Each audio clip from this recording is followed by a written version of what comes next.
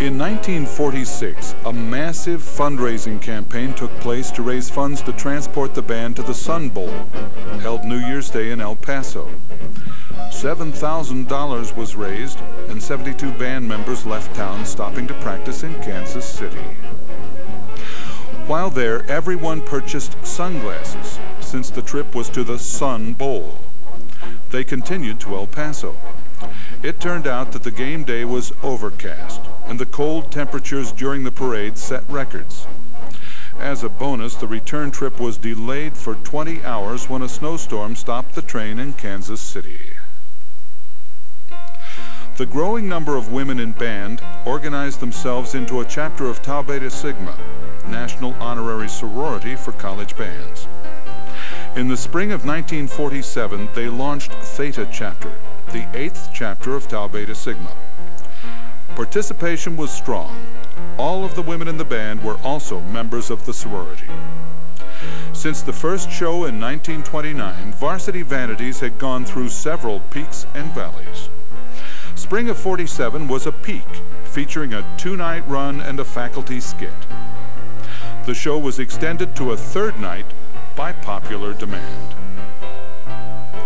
About the same time, Mr. Van Pelt resigned his position as director of the UC Band to continue as supervisor of instrumental music in the Cincinnati Public Schools. His showmanship and innovations brought the band from a military unit to a well-respected show band.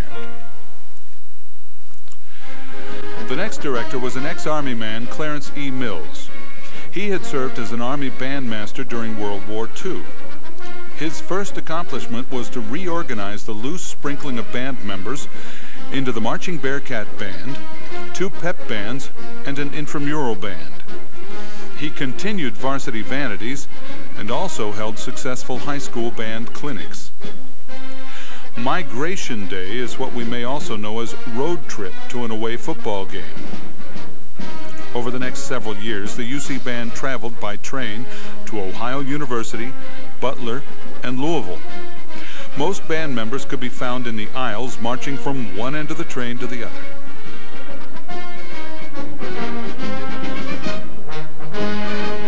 Clarence Mills' stay with the UC Band was short. After the 2nd season, he left UC to return to the Army as a Special Services officer.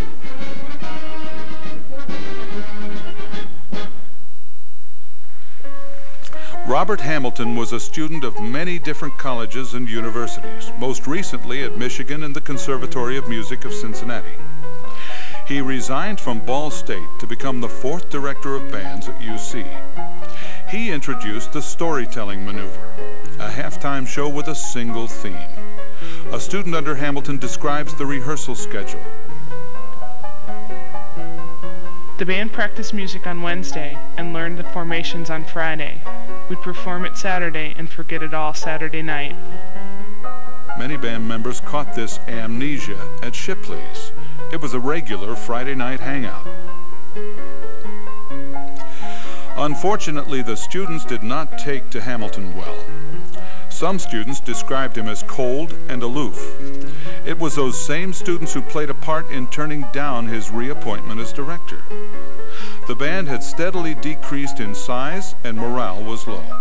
5 years after arriving, Hamilton was gone.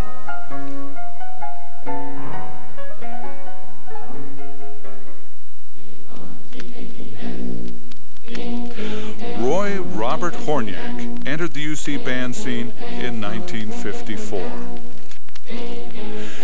Initially, it seemed that Horniak inherited a nightmare from his predecessor. He was given a small band with questionable morale. He could turn things around with the right gimmick.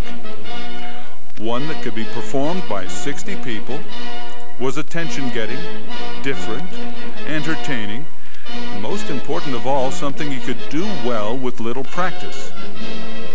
That fall, he initiated the famed Charge Down the Steps. The charge, along with some very popular shows, was enough to drastically increase student interest. 1 year later, the band had grown to 160 members.